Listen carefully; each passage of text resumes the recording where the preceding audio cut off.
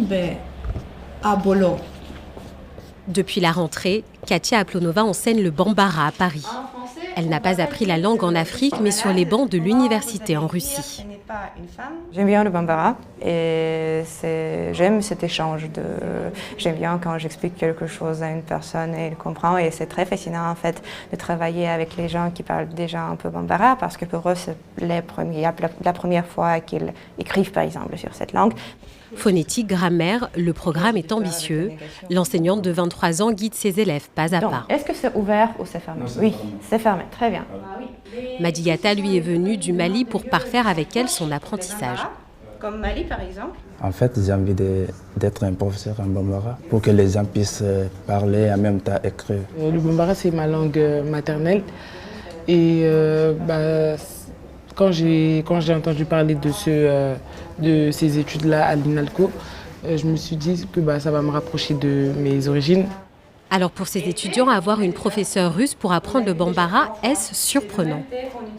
C'est très étonnant d'avoir une prof pas originaire du pays, quoi, en fait, mais tant qu'à maîtrise. Et en fait, c'est pas plus mal finalement, puisqu'elle a appris le français.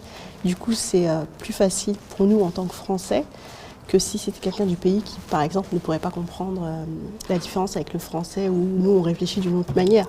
Du coup, là, comme elle est habituée, c'est plus fluide. Katia Aplonova enchaîne les cours. Des professeurs russes pour apprendre des langues africaines. Au sein de l'INALCO, l'Institut national des langues et civilisations orientales, l'enseignante est loin d'être une exception.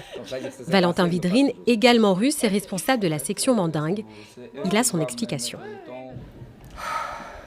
Peut-être par le bon niveau de professeur russe. J'ai l'impression que l'intérêt vers l'Afrique en France se baisse, ou je ne sais pas, peut-être il y a quelques changements structurels de notre genre qui interviennent, mais ça se baisse. Et à contrario, en Russie, ce serait différent ou pas? C'est plus ou moins constant. Cette stabilité trouve son assise à Saint-Pétersbourg, dans l'université de cette grande ville russe. Le département des études africaines existe depuis 1935. Et aujourd'hui, à l'INALCO, 5 chercheurs russes viennent de cet établissement.